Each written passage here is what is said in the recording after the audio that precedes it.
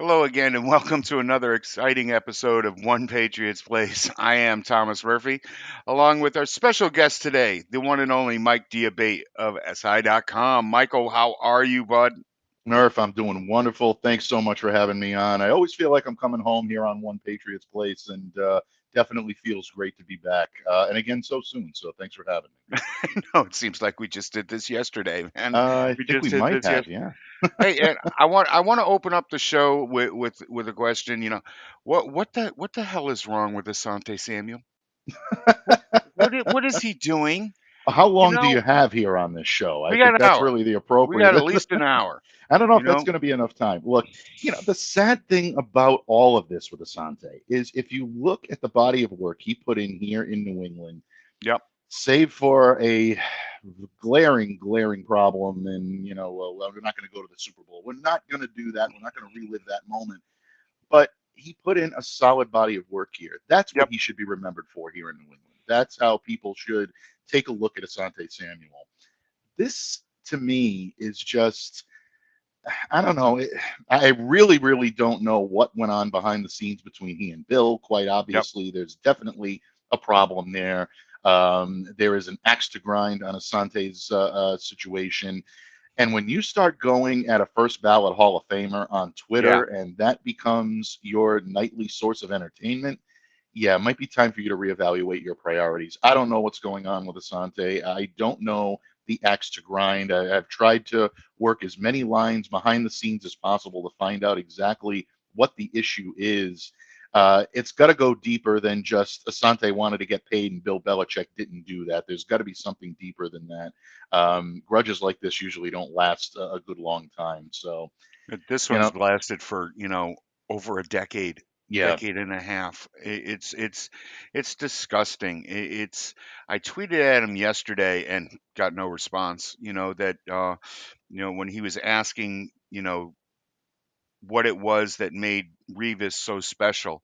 And I said out, well, Daryl Revis has never had to put down another human being, to keep themselves relevant mhm, and or try to stay relevant, and that's the only thing that I can think that he's doing is trying to stay relevant, trying to stay in the conversation, because quite frankly, unless he's running somebody down, nobody asks him onto any shows, nobody wants his opinion on anything else, and quite frankly, um he's typecast himself yeah, as just the disgruntled freaking expatriate.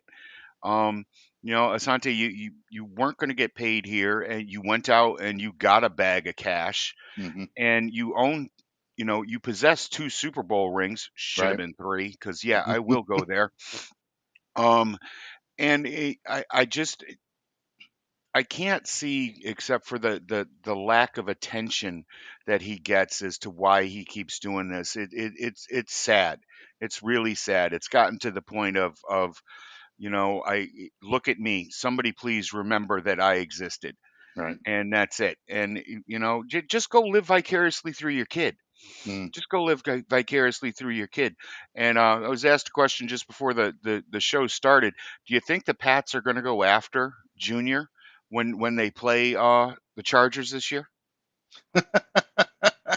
Well, I mean, Bill Belichick loves to target people that he knows he can exploit, and he's Yep. done it several times, whether it be on the offensive side of the ball or the defensive side of the ball. The question is, how well is this offense clicking? How well are they able to attack opponents, defensive backs, and get them into a situation where they need to, um, I guess, in a way, be able to take advantage of their shortcomings. So to me, I think that's going to be the main focus there. But you know, Belichick, I think, is has got some interesting decisions to be made over the course of the next few weeks leading into that one. But I can see this being a storyline, and I think it Yeah, will be. I do. Yeah, and just to answer Chris in the chat room, yeah, Samuel has two rings. Yes, he He's got does. two rings. So, it's not like he was sent packing before any of the first incarnation, the first dynasty took place. He got two rings during that one, and it's one of the reasons that he get paid, along with the fact that he was, one of the, I would say, top five cornerbacks, six cornerbacks in this team's history. Oh yeah, he did. The skills were mad, and he got paid yeah, for a reason. But I mean, unfortunately, because of his attitude now, all people remember is the Giants yeah. and dropping the clincher, because that's what it would have been, the clincher.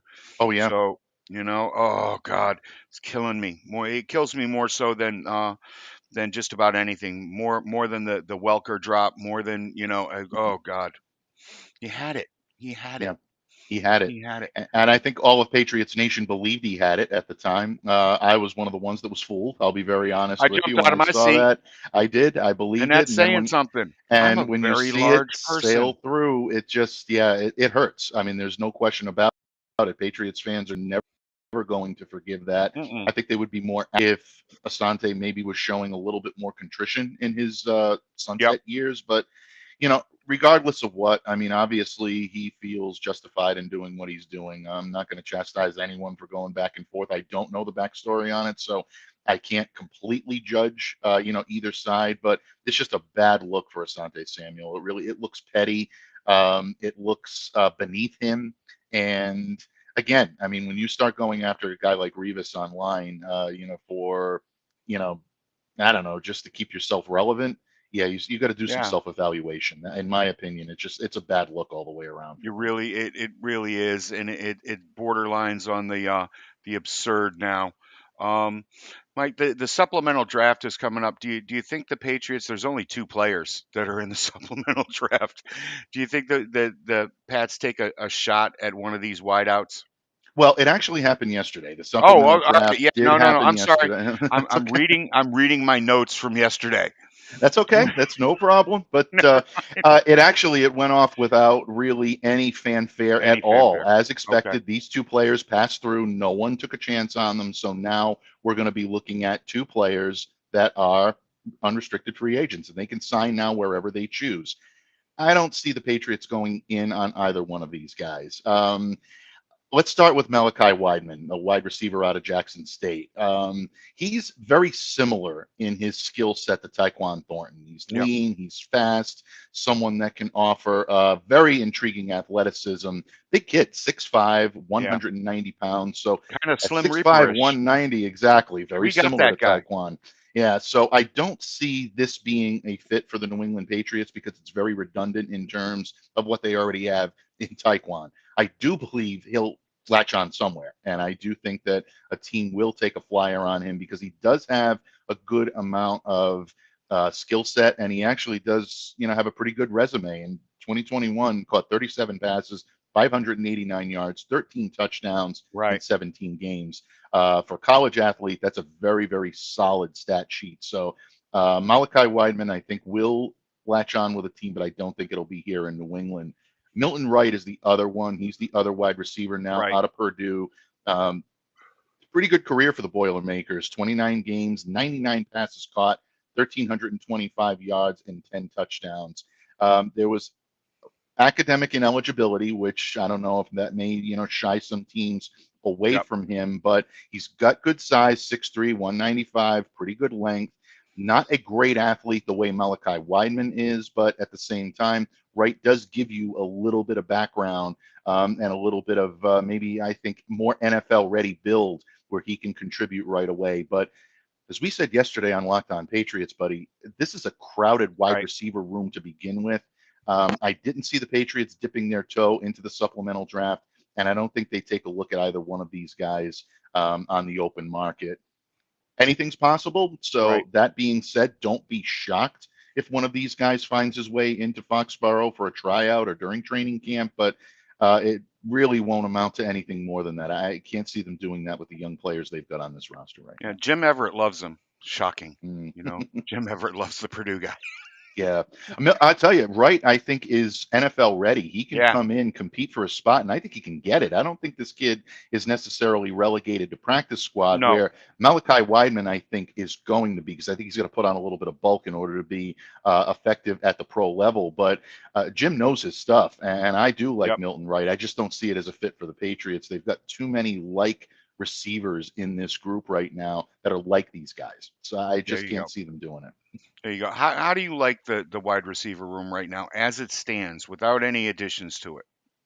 I'm a little higher on it than most people would believe. I think there's a lot of talent in this room. I think signing Devontae Parker, which when it happened, I was surprised, Hmm. but the more I look at it, the more I look at the way the deal is structured. First Yep. off, and second of all, when I look at what he brings to the table, the issues he had to deal with last year in learning a new system, getting used to a new quarterback, dogs and cats living together, mass hysteria on the sidelines with Matt Patricia and Joe Judge calling the show. I think he's going to get a fair shake this time around. I think he's going to be put in position by Bill O'Brien to do what he does best: get contested catches and earn yards at the point of the catch. Something that also is something that the Patriots are going to have to do. They can't get everything through Yak. They're going to have to get yards at the point of attack, and Devontae Parker can do that. I look for a big time step forward this year in Tyquan Thornton. Who did I Hmm. lift that from? You, my friend. You said that just a couple of weeks ago, right on Locked On Patriots, and I Huge, think he huge year. will. This is going to be a big year for him, and I think you're going to see him take that next step. We're already liking what we see out of him in limited samples from what we've seen on the field in Foxborough during OTAs and Yep. minicamp. Kendrick Bourne, I think, makes a big time resurgence as well. His game is so heavily suited to a Bill O'Brien offense that I love what this kid can do in this type of environment. He's going to be much better. And then you got Juju Smith Schuster coming in. He's the Yeah. yak machine that Patriots fans have been wanting to see. Don't be a bit surprised if he leads the team in targets this year. They love to go to their slot guys. Bill O'Brien loves them. Josh McDaniels loves them. Mac Jones loves to utilize them. So Juju is going to be someone that will, I think, be the target machine for the Patriots this year at the receiver position. And then you've always got Mike Gesicki on the level as well. Is what was it? The chat popped up there, and I didn't. I kind of lost my train of thought for a second. Is Trey Nixon the odd man out? I love Trey. I Yeah. really love the energy that he brings to the table. I love watching this kid in training camp because no one works harder. I sound like Bill Belichick, folks, I know, but really, he is a guy that is always the first in the huddle. He's engaged, he's ready to go, he's constantly working on his craft to be able to do it. It feels like he's the odd man out. And I Yeah. think that last year, Trey flashed a little bit. Some of the spotlight was put on him, some of the responsibility was put on him, and unfortunately, it looked like there were just other players on the team that were better suited to handle Yeah. that. So, unfortunately, in that respect, yeah, he does look like the odd man out, but I don't know if necessarily he's going to be jettisoned from this roster. I still like what I see Right. out of Trey Nixon. He could be a practice squad guy to hang around. Eventually, if he's good enough, someone's going to catch on to him, and if they do, I think they're going to catch a pretty good, solid player that can be a good player in the NFL. But if the Patriots can find a way to hang on to him on the scout team, do it. Because you want this kid on your team. You definitely don't want to work against him. If for no other reason, the work ethic alone really separates him from a lot of his teammates. Yeah, without a doubt, without a doubt, and he's somebody that knows this system, knows this book, and is quite smart. Hmm. This kid is kind of brilliant, and he reminds me of a lot of my baseball players that you would just want to give one more intangible to, just one more, little thing that the kid that always, manages to find the hole, but he's just a little slow, and you want to give him some speed. Not that we're giving him speed. But no, let's flip it over to the important stuff. The stuff that I actually gave you notes on that we were going to talk about today. The offensive line is still the big question mark coming in here. People Hmm. keep talking about weapons, weapons, weapons, but the offensive line is something, especially at tackle, is what the Hmm. people out there want to know what's going to happen. I've got locks. I'm keeping my promise, Mike. I'm getting my 53 man done before the week is out, and I've got Trent Brown, Cole Strange, David Andrews, Onwayu, Reef, Anderson. City So, it's not So, it's Hmm. So people. Jake Andrews and Mafi as locks on this Hmm. team already. Yeah. I've got them at locks. Connor McDormand, our good friend Bill Murray, Ferenz and Rusney on the bubble, and Hines and Stuber on the outside of the bubble, trying to punch their way in. Am I on the right track here? Is this what you see? And how are these guys going to line up? Yeah, I would have you right on the money. The only thing is I do have Connor McDermott, not so much as a lock, but I do have him more in the camp of making this roster than not. Okay. Patriots are really high on him. From those that I've talked to, especially in the aftermath of training camp and in OTAs, they really love this kid's work ethic and they love the ability that he brings to the table. Don't forget, he wasn't charged with surrendering a quarterback pressure at all during his time in New Right. England last year.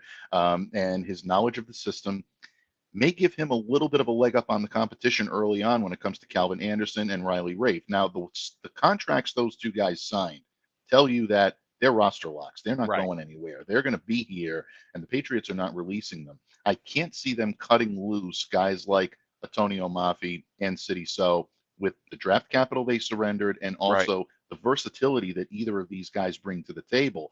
So can kick outside and play tackle if he needs to. These two guys are very adept at being able to play multiple positions. So, in that respect, I think you're right on the money in terms of guys that are on the bubble, guys that are trying to punch their way in, and then guys that are roster locks.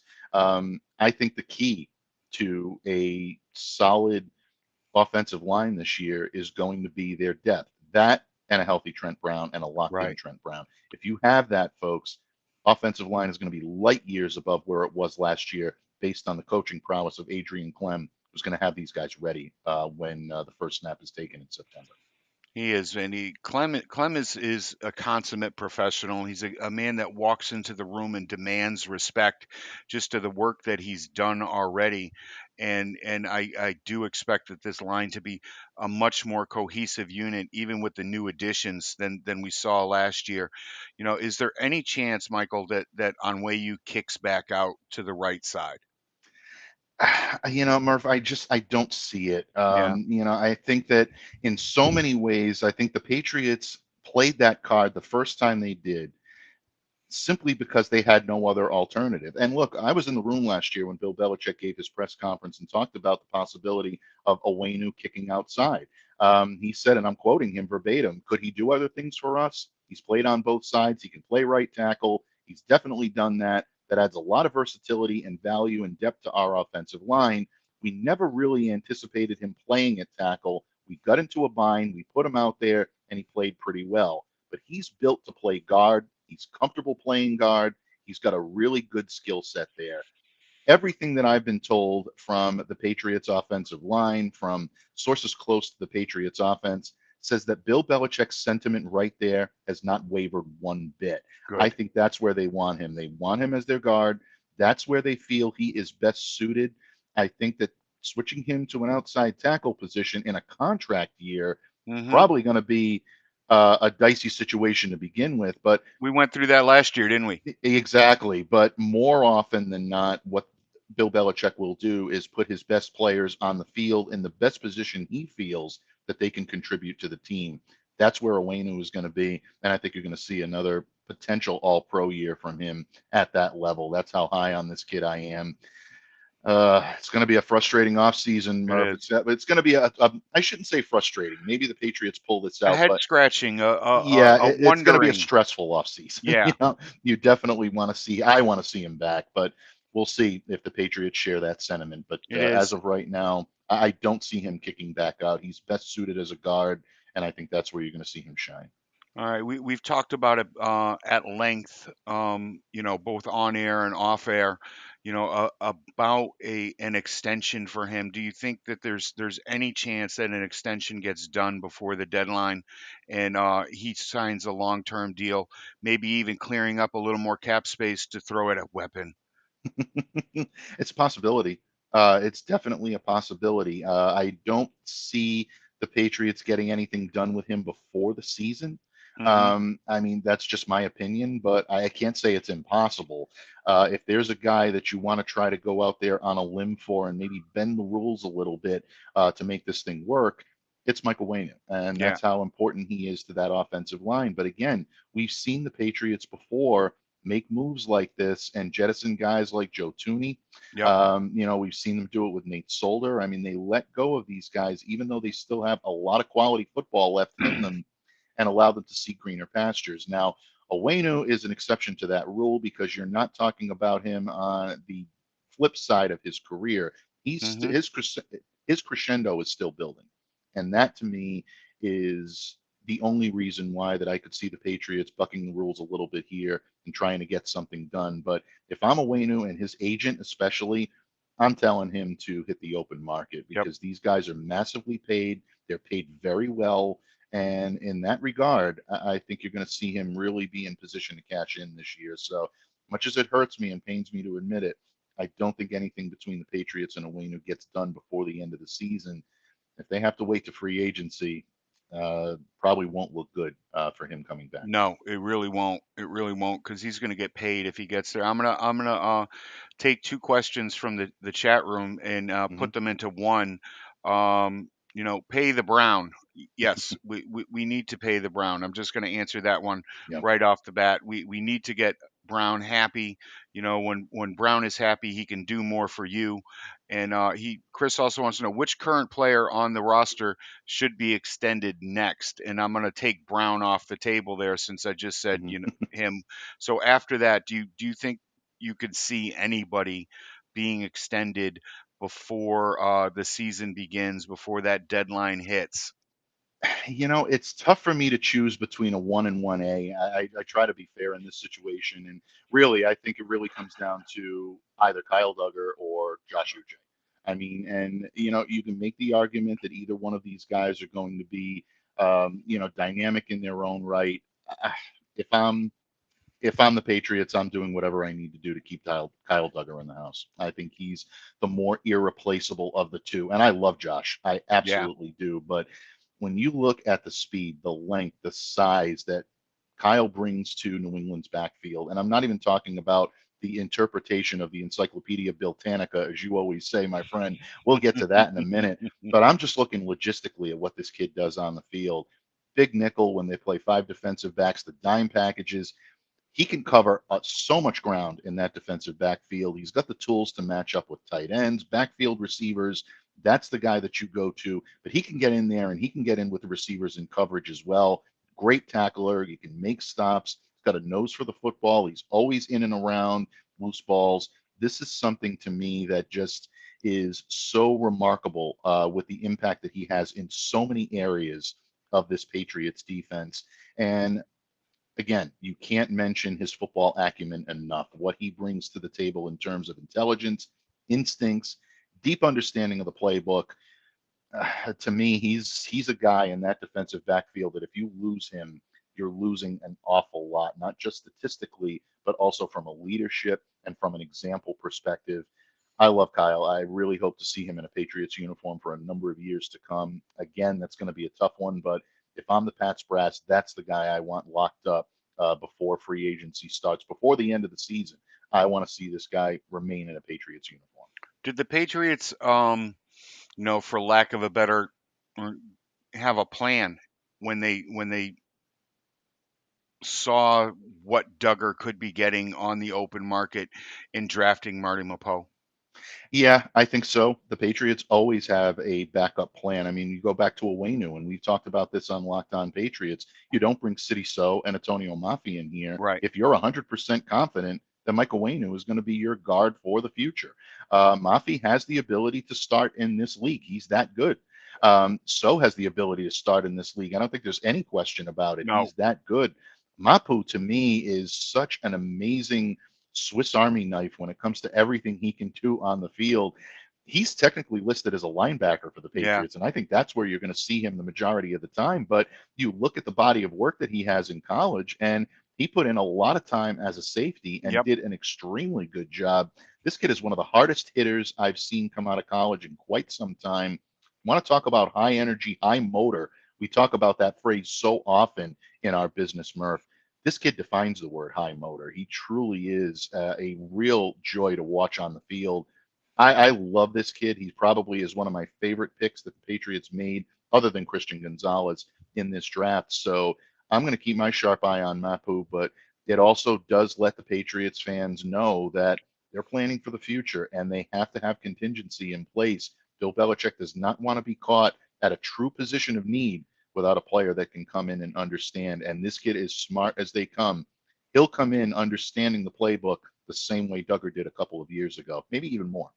Let's talk about the cornerback situation since you brought up Christian Gonzalez. There's been a lot of film out there lately on Christian, how smooth he is, how he operates. The Patriots really hit a home run with this pick, and the draft threw them a meatball with him being there at 17. Don't you think? Without question. Without question. I was jumping up and down as a Patriots fan, but as a Patriots member of the media, this is a guy I absolutely cannot wait to cover on a daily basis when the season starts. When you watch him in practice and you get the opportunity to see what he can do on the field each and every week, I think he's going to be their most prolific perimeter corner since Stephon Gilmore. Yep. I know that's not drastic ancient history, but the Patriots always predicate themselves under Bill Belichick as being very strongly suited at that position. They've had some great ones come through, from Ty Law to Asante Samuel, who we mentioned a couple of moments ago, Yep. to Gilmore, to guys like Revis coming in for a year. You can't discount, even though he was here for a year, you can't discount the impact he had on No. that defense for 1 year. Or So Brown that year. exactly, Oh, absolutely. That doesn't was get a enough credit on the interception play. no, he Doesn't doesn't. get enough credit. Yep. And so a shout out to him. I believe he's in prison right now. Mm. Yeah, I do believe so. Yeah, I think you're right Yeah, on that. he is. But Gonzalez is going to be your guy for the Hmm.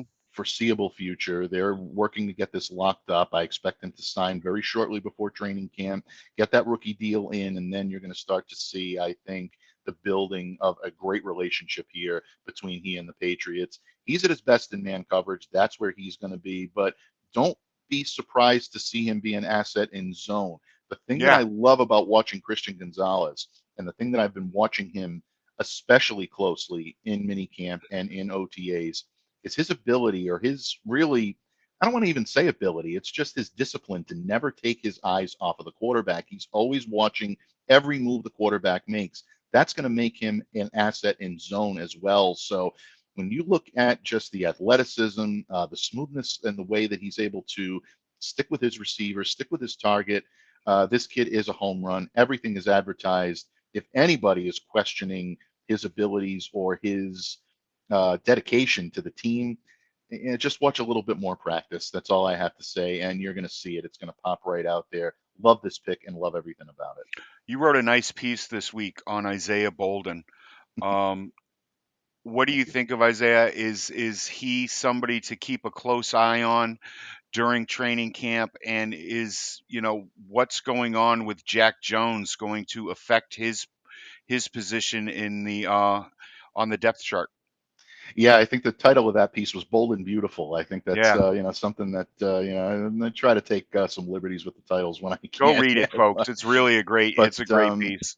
I mean, first of all, Isaiah holds the distinction of being the only player drafted this year that came from an HBCU. And I think in a lot of ways, his relationship with Deion Sanders, and Deion has been very much a proponent of his, saying that he believes he should have been taken a lot sooner, but understands that there is a degree of pressure placed on Isaiah's shoulders when it comes to this and what he's, you know, now called upon to be, and that lone representative in this 2023 draft class. This kid has the ability. He does have the ability to play at a very high level. He can become a very dominant kick returner in the NFL, and There that's you where I go. think he finds his niche if he's able to do it. 36.9 yards per return with two kickoffs returned for touchdowns during his time Impressive. with Jackson State. During his senior season, played in 13 games, 44 tackles, 2.5 tackles for loss, and one fumble recovery from the cornerback position, which he's more of a special teams asset, but don't let it fool you. This kid can come in and mix things up. Tremendous speed, really a great gunner in terms of that they want to use him on coverage, but he really is, I think, a tremendous special teamer, and he's got that written all over him. He ran a 4.33 40-yard dash at Jackson State's pro day. So you got to love this kid, especially with the uncertainty surrounding Jack Jones right now. Patriots have to keep their options open when it comes to the cornerback position. And if there's a rookie right now that could sneak his way onto this team, I love Amir Speed. I Yep. think that there's a possibility that you may see him either redshirt or you may see him as a practice squatter.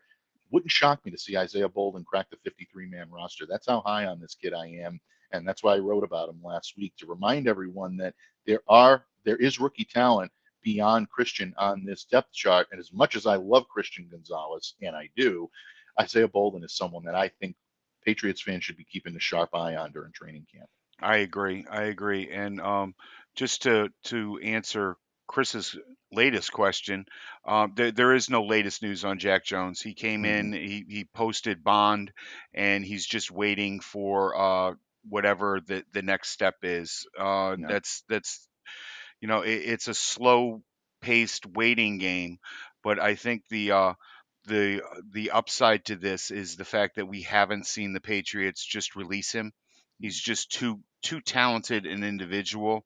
They're going to wait to see how this plays out in the courts and see what happens. And quite frankly, I hope something good happens because, as I've said before on this show and other shows, I don't think there was anything malicious in this intent. I just Hmm. think it was stupidity. I just think it was a brain freeze and he wasn't thinking. It's hard for me to want to see anybody, and I wouldn't care if he played for the Jets, to Hmm. see somebody end up having to do any time or lose their job just because they were stupid. Hmm. Okay. Then unfortunately, he didn't take the Chris Carter way and find a fall guy for this, and it did not put it on. I didn't know what was in there. My girlfriend packed my bag. This wasn't supposed to come with me. Anything of that nature, but it's scary. It's really scary. And if I was Isaiah Bolden, I'm sorry, I didn't mean to hang that on Isaiah Bolden. If I was him, It's okay. I would be quite nervous with the Hmm. laws in the United States about carrying a gun under the. But we'll see what happens. We'll see what happens. Michael, the running back room. Hmm. The running back room has been a point of concern to a lot of people out there in the Twitterverse, wanting to get deeper, wanting to get more versatile, wanting to bring in Brandon Cooks. What are the odds? What are the odds that Cook signs here? And are you happy with the horses that they have in there? Because quite frankly, I don't see any ponies. I see show horses. Yeah, I think that there are show horses in this backfield, and I know that's not a popular opinion, but you and I have No, gone over this several times on Locked On. There's a lot of talent in that room. With regard to Dalvin, I know there is a good amount of I said Brandon, anticipation didn't in the I? air. Oh, bad Murph, Um, evil Murph. did you? I didn't even catch that. So that's good. So you know what? It never happened, Murph. It's like it never No, even never happened. happened.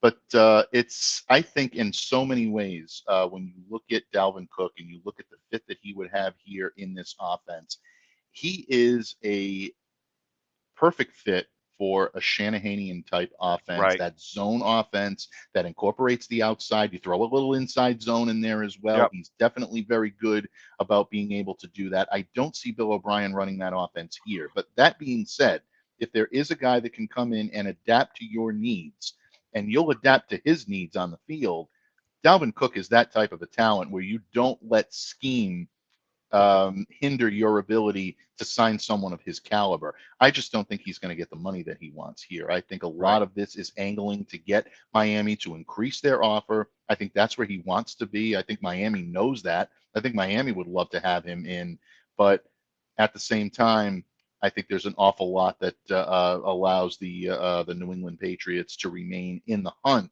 But I don't think they're going to get the job done, and I don't think Dalvin is coming here. Now that being said, with James Robinson out now, who becomes Yep. the number two? Because Ramondre looks fantastic. He always does, Murph. Always does. He Ramondre, always looks fantastic. fantastic. So that becomes a situation now where who becomes your number two? Who becomes your number three? And where do you look to these guys?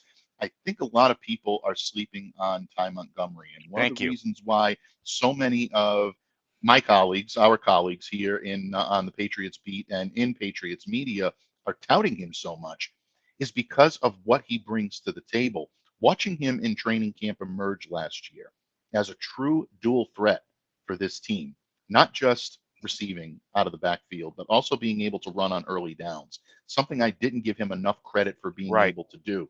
He can handle that load. If Ty is used as primarily a third down and a backfield receiving specialist, that's where you're going to see Pierre Strong come out because he can run on Right. early downs, and this kid has the breakaway speed to make things happen.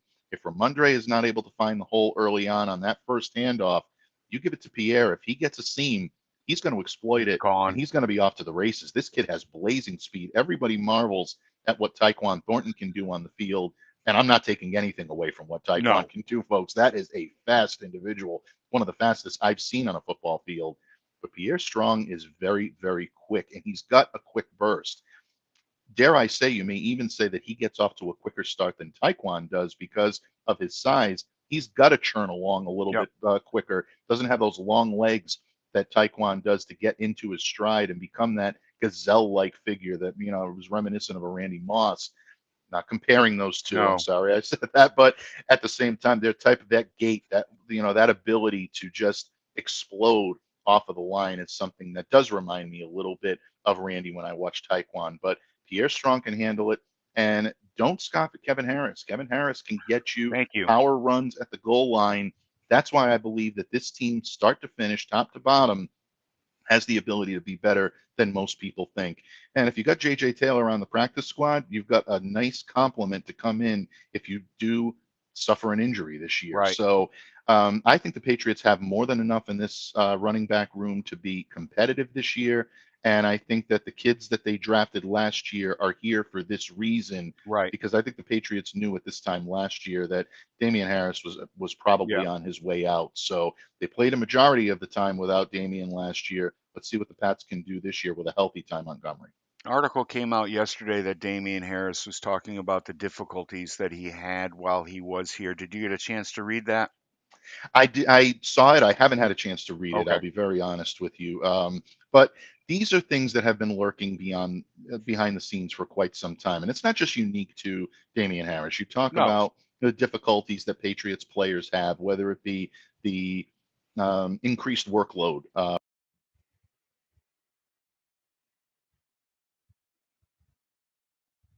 Mike. whether it be the anguish or Yep. things of that nature that seems to continue on with, you know, just having to learn a complicated playbook and having to learn complicated schemes. And what's required of you in New England is more than what's required of you in most places. So it didn't change my opinion of Damian at all. It doesn't. Maybe when I read it into it a little bit more, in depth, I didn't think maybe, there was anything you know, inflammatory in it. It, but it, it was yeah, basically his bringing up, the injury concerns right. the injuries that happened while he was here, and quite frankly, it's one of the reasons that the Patriots didn't bring him back. A lot is always made about second contracts, especially for Mm, running backs, and it was just. It's Bill believes that he can find another person through the draft or through mhm. free agency that's going to fill that role in a budgetary manner. Yeah. Let's put it that way. While we're still here in the running backs room, Chris had I mean Lee had a fantastic comment here in the yeah, bring back Rex Burke, make Claire happy, bring back Rex Burkhead. But it does the empty fullback room scare you at all? Does it give you pause? Um, I wouldn't want to say it scares me. It does give me pause because I think that in terms of the use of a fullback, Bill O'Brien has used this before in his schemes. He's not a very fullback heavy guy, No. so it doesn't scare me in that regard that this area is kind of void right now. But I think in a lot of ways, I think what you need to do if you're a Patriots fan, when you look at the empty, room as a fullback, and take a look at who would fill the role and who would be able to fill the role if they needed to align in that area for 1, 2 plays, whatever it may Hmm. be. There are some candidates that could do it. Believe it or not, Ty Montgomery could do it if you needed Yeah. him to do it. He has a line there before in very select packages for the New Orleans Saints. So there's there's someone to keep an eye on. Anthony Firkser could be a possibility. He played an H back, that fullback type. And those two, the H-back fullback, are combined so often that I think people forget that they are two separate roles. I want to be very clear on that. The H-back is a tight end, and You're they right. align. The routes that they run are very similar to an H pattern. That's why they call it an H-back. Right. The fullback is specifically someone that is designed for either blocking or goal line, ability. So in that regard, if Firkser cracks this 53-man roster, I Hmm. can see him being a temporary honorary fullback for a couple of plays if Bill O'Brien decides that he wants to get creative. Lee, I understand where you're coming from, especially with, um, you know, players like James Devlin, who played the role so well here. Oh, Claire and I had very, very high hopes for Dalton Keene. That never, yep. Never happened. materialized. But Firkser is a guy that I could see coming in doing that. But in terms of a dedicated fullback, the likes of Jakob Johnson, I don't think the Patriots are going to be, missing too much in a Bill O'Brien offense by not having a dedicated fullback. But they do have guys on this roster that can pitch in and do the job if need be. Um, let's talk holdouts. It's not something that we talk quite a bit about here in New England. It happens from time to time, but Mike, should we be worried about Lawrence Guy's holdout? And if he does, if this is extended, who's going to fill that role? That's a good question. I actually wrote about this for Sports Illustrated a couple of weeks ago as well in a piece called "The Other Guys." Mm, And again, I took some liberties with the title there, folks. I know, but yeah, I'm a little surprised that Lawrence Guy is on the other end of this holdout because you don't expect it. You look at a guy that was on the All-Decade team, the Ron Burton Community Service Award winner for the right, Patriots, Man of the Year nominee several times. Lawrence is so ingrained in what the Patriots organization stands for: blue collar, work ethic, come to work every day, do your job, do it to the best of your ability, and do it with honor and class. And he's done that. yep, Lawrence is a great guy. I've gotten a chance to get to know him on a periphery level covering this team. And it just seems to be a real surprise that he's on the other end of this. But at the same time, always remember, folks, and I constantly try to remind people of this: it's a business. These players play for the team. They love the team. They love the fan base. They love their family more. And that's always going to be their priority. And their job is to provide for their family. And how do they do that? They provide monetarily. And that's, I think, what Lawrence Guy is looking at, what he's able to get on the open market as opposed to what he's being paid. So, that being said, yeah, I could see this extending. I don't know if the Patriots are going to acquiesce to his request before the start of training camp or during training camp to allow Lawrence to come in. I haven't heard anything from any camp from either side as to what their expectations are about him coming in, starting camp on time, or holding out into training camp. If this does hold into training camp, yeah, then you're going to look for guys that are going to be a potential replacement for him in that in that room. And I mean, they could go the route and have Barmore become a full-time starter, shift him over a little bit. I think Barmore is so well dedicated to where he is, taking on the double teams, locating the ball. I right, don't see the Patriots wanting to move him around that much. Carl Davis, I think, is more of a dedicated nose. I think he's going to spell Devon Godchow more yep, than he's going to be a fit in that area. So now what do you do? Well, you got a guy like Daniel Iguale that could come in, that could be a chameleon in that off that interior of the defensive line that can. He's durable. I mean, he played 15 games that he was eligible for. Save for the 2-game suspension he served last year. Got a great work ethic, great versatility, something that really has caught the eye of Bill Belichick over the years. And another guy to keep your eye on as well, and I'm not saying he's going to go into Lawrence Guy's position, but someone that could emerge as a factor in that defensive front is Keon White. go They ahead. just Answer drafted, answer my follow up. Go. yeah, they just drafted Keon White, and look, he's receiving a lot of regular looks with the starters right now, and contact is prohibited, so you can't really tell much about linemen, offensive linemen, defensive linemen until the pads come on.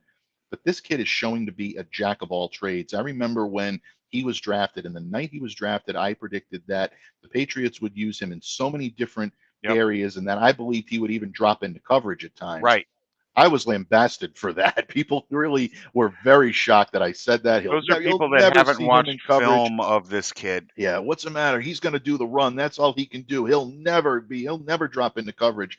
But what did we see in minicamp? What did we see in Yep, OTAs?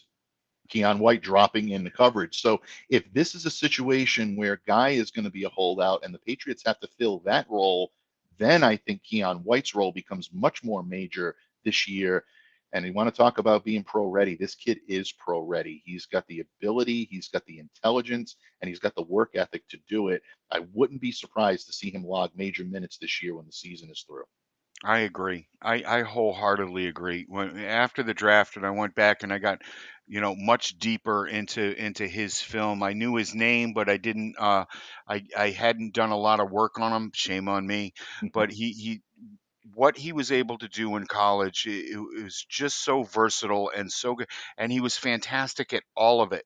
Mhm. There was no, well, I wish he could do this a little bit better, or I wish I'd seen a little more film on him dropping into coverage. But what I saw was fantastic. I Mhm. didn't see an issue, and I do think that this would be a fantastic opportunity for him to step in and make an impact in his rookie year, which we don't really see here.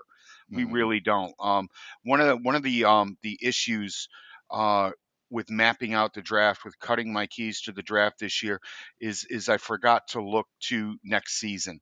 And this Mhm. goes back to Lawrence Guy. He is coming up at the end of this deal. Extending him now would be pertinent, would be brilliant. But when you look at what the Patriots did in the draft, it was more or less getting set for next year, as opposed, which is what they always do. But we all get happy. We need an offensive tackle. We need an offensive tackle. Mhm. Um, I don't. And Bill went in a completely different way again.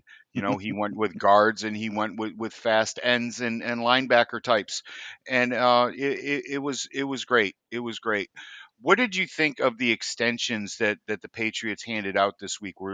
This month? Were they pertinent? Were you happy with them? Yeah, I think I kind of tipped my hand earlier about Parker. I was Yeah. originally surprised that Devontae was the guy that got a contract extension because, quite honestly, when I was working on my 53-man projection prior to that news coming out, Parker was right on the bubble, and I actually had him on the cutting room floor on a couple of early drafts of that, thinking that the Patriots could cut ties with him without any guaranteed money, and that if they were serious about bringing DeAndre Hopkins in, that kind of makes his skill set redundant on this team. But the more I look at Parker and the more I look at what he does, even if D Hop is here, I think he brings a good amount of prowess to the table when it comes to being a red zone threat and a threat for contested catches. And that is where he's at his best, even with DeAndre Hopkins, who does that equally as well, if not better, than Devontae Parker does. You have those two guys in the red zone, plus Yeah. Mike Gesicki. That is a threat. That is a triple threat that you did not have last Nope. year. At this point, you can't give Mac Jones any excuses. He's going to No. have targets in that red zone. And by the way, folks, I'm not saying that negatively toward Mac. I think he's going to hit Right. one, and I think he's going to be a lot better than people are giving him credit for in the national media right now, even in the local. But that to me tells me that this type of a deal that's not financially straining on the Patriots, great deal to keep a guy like Devontae Parker here. Right. And if you don't get D Hop, he gives you that skill set no matter what. So at least you have two guys in the red zone at all times that can give you a chance to score. Bentley, I love the deal the minute it Thank was you. announced. I just absolutely love this guy, his ability to direct traffic. He is the new Dante Hightower when it comes to being the traffic director Right. back there in the middle part of that defense. But not only that, he's become a tremendous coverage linebacker. He's not just the guy that steps up front, helps to block the run, plays the middle of the field. He can do it all. He really is a jack of all trades and someone that sets the tone by setting an example for all of his teammates. He's beloved by all the guys in the locker room. This was a phenomenal signing for the Patriots. So glad he's here. He'll be a team captain again next year without any shadow of a doubt. It's just a formality now for the Pats to announce those in late August. But he will be a factor for this team for a number of years. So yeah, I like both extensions. I really do. If I'm being honest, a little higher on on Bentley, Yep. but I like Parker's extension too, and I'm glad to see Devontae hanging around. Got a good attitude here in New England, and I think he likes being here, and we're glad to have him. Yeah, our silent host behind the glass is pretty. The top three picks are all going to play a huge role in on the defense this year. I couldn't Yes, agree more. I really couldn't absolutely. agree more. Mike, yesterday the Patriots released a little video of all the upgrades, $250 million in upgrades for the paying customers this year. And yes, they do have the largest scoreboard in U.S. sports stadiums around the country. Suck it, Dallas. And suck it, Dallas. What did you think of the unveil? Do you think it was money poorly spent? How could money be poorly spent when you're spending on a video board that is the largest in the United States? That is never poor money spent, folks. No, all kidding aside. The New England Patriots needed to make some upgrades to Gillette Stadium, Yep. and the new Lighthouse Tower is absolutely 20 beautiful. years old. Got to do Um, something. it really is. It really upgrades the look, it upgrades the feel. I think it's going to improve the home I think it's going to improve the home stadium atmosphere for the New Yeah. England Patriots. You're going to hear louder crowd roars. You're going to hear more noise. It's really going to, I think, affect the wind a little bit. Bill Right. Belichick talked about this. So someone like a Chad Ryland and Bryce Behringer this year, they're going to be punting and kicking into the wind. Keep a sharp eye on those guys. It might look a little different this year than some of the things that you've seen before because of the upgrades. But that video board is tremendous, Murph. I think we could do a show on that, just playing Madden on that thing. Yeah. For Let's do really, it. can you imagine that? Yeah, Oh, maybe Mr. we'll get Kraft will let us Tecmo do Bowl. that. I want to Tecmo Bowl. I want to see Bo Jackson go nuts on Tecmo Bowl on that big screen. Yep, absolutely. How Is old there am I? still no? I'm There's still old. not. I don't care what anybody says. There is still not a better football game than 8-bit NES Yep. Tecmo Bowl. I love it. I'll take that. But no, all kidding aside, I do think the Patriots invested money in the stadium experience. So I can't say it's money, wasted. I know a lot of people and cynics out there will say, spent on that, but you're not spending on players. Well, in order to spend on players, you need revenue. You need to make the fan base happy. True. So I don't buy into all of this, this is a vanity project or anything like that. The Crafts are putting their own money into the fan experience. The thing that I really find funny is the media workroom, Murph, where we've spent, many a night, going back and forth and toiling away, is now the new beer concourse. Yeah. Chris Mason of Mass Live suggested that we move the media room back down the Right. way it is in the beer garden. I'm all for it. I think it would be Yeah. great. But no, all kidding aside, um, the areas that the Patriots did let the media in on yesterday, just from the footage that I've seen, the photos that I've seen, really truly great. I think Patriots fans are going to be welcomed back to Gillette this year with a lot of excitement.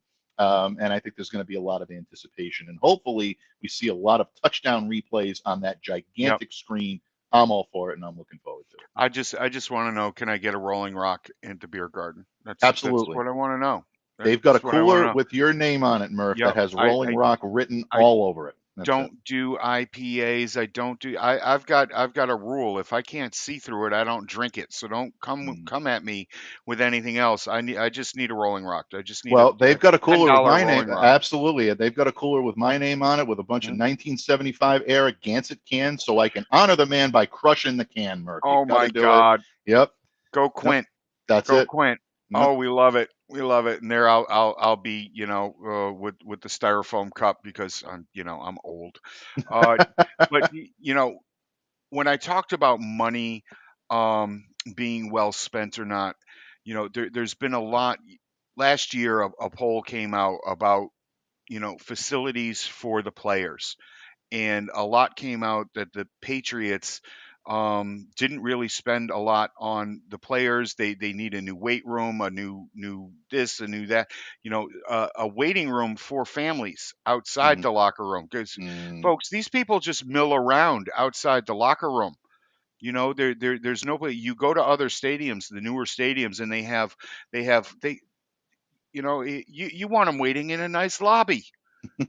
That's where you want your family, out there in the lobby waiting for you. And the Patriots, do you think this is something that Bob will address in the not too distant future, making this place more of a destination for players to come to, now that you don't have the big draw of folks wanting to come play with Tom Brady?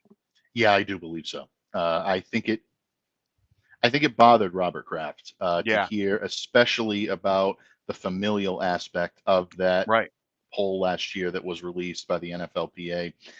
I think in so many ways that's something that he prides himself on, as being an organization that does the right thing for families, that makes it a family environment, that allows players to feel comfortable at all times, whether it be comfortable in their own environment, whether it comes to a weight room or facilities that they're using, or making sure that their families are well taken care of before the game, during the game, and after the game, and during practices as well.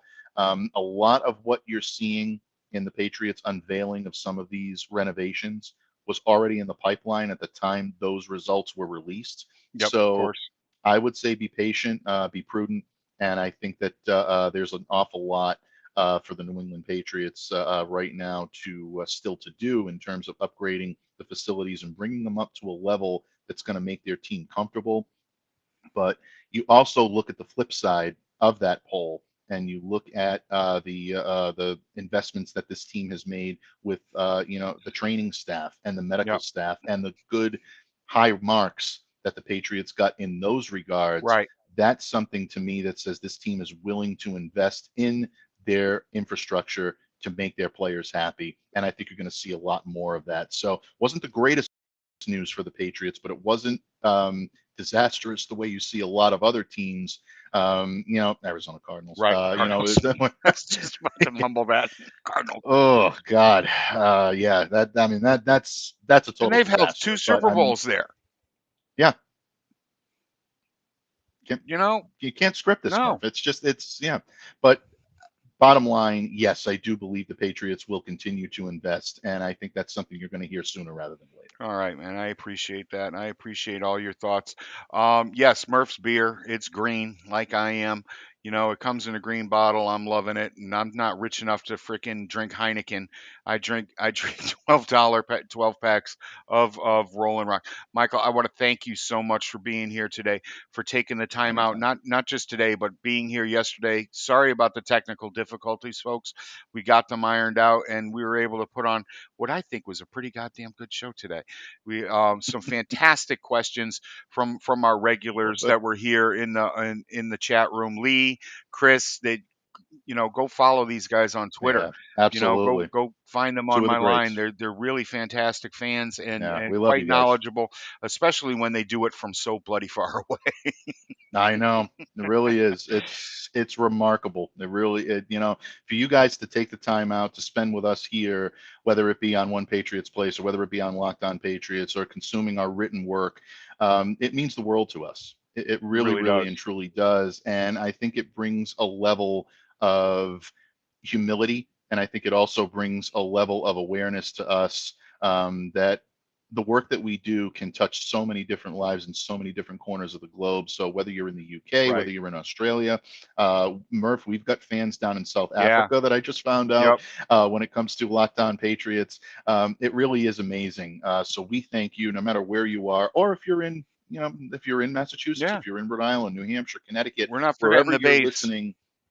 Exactly. Wherever you're listening to these podcasts, whether it be here on E2G or whether it be on the Locked On Podcast Network, we appreciate Yeah, it we do. very, very much. So thank you so much for allowing us into your home, into your lives, onto your phones or listening devices each and Yeah. every Listen day. to us at work. Get paid Because to do it. that's right. Absolutely. We endorse that. We do. We do. We honestly do. But no, thank you all so much for coming in every single week and putting up with our technical difficulties or whatever might be happening that day. That's right. Murph's just too drunk to make it here. I've called in hungover. I've called in drunk. No, A little bit, still drink a little bit, a little a bit, little bit. a little bit. Next week We will be back. Claire will be back next week. I have declared this. It's not happening. She gets no more time off. Get your ass back here, Claire. We miss you. All right. We miss Yeah, Claire. we do. We miss Claire. And we're going to have a fantastic guest coming up. But we had a fantastic guest this week. Michael, tell everybody what you've got in the hopper. Well, we're doing positional previews. Each and every position that the Patriots are going to put out on the field, I'm going to be doing my analysis of each of those positions. So check that out on si.com/NFL/Patriots over at Patriots Country for Sports Illustrated. And of course, each and every day, Locked On Patriots continues to get you ready for training camp. We're going to have interviews. We're going to have insight. We're going to be taking a look at some of the New England Patriots' most burning questions heading into training camp, a lot of analysis, and a few surprise guests, which may raise an eyebrow or two coming up on Locked On Patriots. Trust me, folks, you are not going to want to miss what we've got lined up. So catch us each and every day on the Locked On Podcast Network, your team every day. Yep. And don't forget to get those questions in for Mailbag Monday, Locked On Murph Monday, or Locked On Murph Telegraph Tuesday, or even Western Union Wednesday.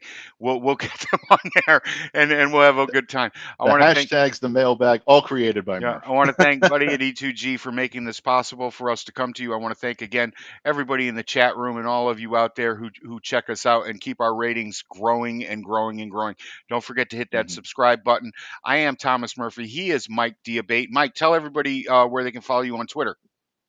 Oh, MDABATE NFL. And if you're out there and you're thready, definitely check me out on Threads as well. Mike Debate _NFL. Would love the follow over there. That's the new platform that you're looking at, but MDABATE NFL over on the Bird app. There you go. There you go. I'm not thready.